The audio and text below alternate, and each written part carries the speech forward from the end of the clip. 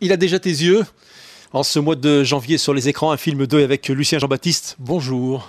Bonjour Nice, bonjour tout le monde. Un plaisir de vous retrouver avec ce film. Ouais, je suis très content, je deviens un habitué de cette belle ville. Alors ça raconte l'histoire d'une adoption, l'adoption d'un enfant blanc par un couple français noir. Et évidemment, pour certains, ça peut poser des problèmes. Est-ce que c'est une situation qui est arrivée réellement? On est parti de quoi pour ce film? On est parti au départ, moi, d'un fait divers, enfin un fait divers. J'ai lu dans le journal un couple de noirs qui avait accouché d'un enfant blanc.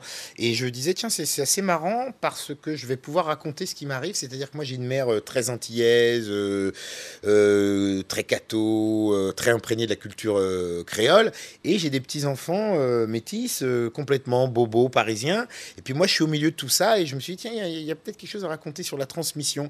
Et puis, parallèlement à ça, Dominique Farrugia avait un scénario qui était écrit par Marie-Françoise Colombani, où c'était un couple de noirs qui adoptait un enfant blanc, et elle avait commencé à écrire ça il y a une quinzaine d'années.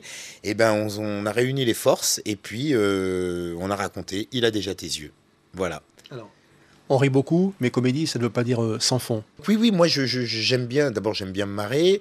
Quand on va au cinéma, pour beaucoup de gens, le premier plaisir c'est de se détendre, passer un bon moment.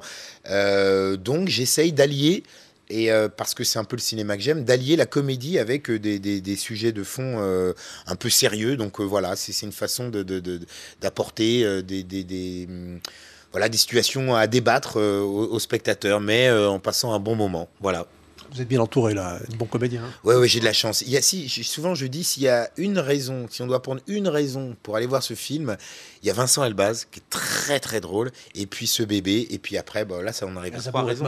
Il y a Zabou, non, là la distribution du film est formidable. On était comme porté par ce sujet, par ces situations complètement hilarantes, paradoxales, schizophréniques, et le film ça a été ça. Vraiment, le tournage a ressemblé au film, avec des situations comme ça, abracadabrantesque, et donc beaucoup de plaisir à parler finalement de ce problème. J'aimerais qu'on parle aussi de Lamine, enfin de Marius, enfin de Marius, Benjamin. En fait, c'est le bébé, il a plusieurs noms, voilà. Parce qu'on ne peut pas diriger un bébé. Est-ce que vous avez obtenu tout ce que vous vouliez de lui?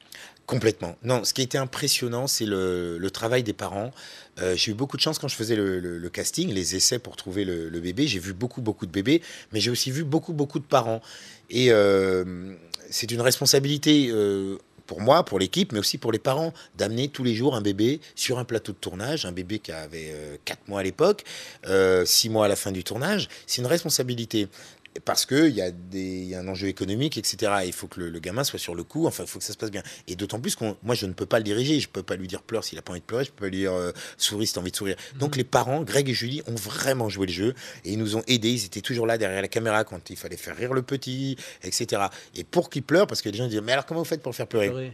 C'est pas dur. Mais là, ça m'ennuie parce que je dévoile un truc, les autres réalisateurs vont faire pareil. Mais allez-y, je vous le donne, c'est cadeau. En fait, un enfant, ça pleure quand ça a faim. Donc nous ne l'avons pas affamé. Nous avons simplement sorti la caméra au moment, peut-être les 10 ou 15 minutes avant que la maman lui donne le biberon. Et forcément, on avait des petits cris, des petites larmes. Et hop, une fois qu'on avait fini la prise, on lui mettait le biberon et puis ça se passait très bien. Un petit clin d'œil à la Côte d'Azur, puisque nous sommes à Nice, on va ressortir les vieux dossiers, le théâtre de Verdure, les concerts. Qu'est-ce que ça vous rappelle? Que Jonas, il est venu en concert ici. Puis je crois que j'ai joué au théâtre il y a très longtemps. Vous avez travaillé un petit peu sur les concerts? Bien sûr, oui, je fais au théâtre de Verdure. Je m'occupais du merchandising pour Michel Jonas, et pour plein d'autres artistes, tout ça, les t-shirts, les programmes, et je venais organiser ça là, et j'ai une pensée émue pour tout le monde, pour tous les gens qui sont partis, et voilà. Mais on est là, on est bien vivants, et on va continuer pour eux. Sur les écrans, il a déjà tes yeux. Salut! C'est nous qui changeons le monde. La première famille Benetton.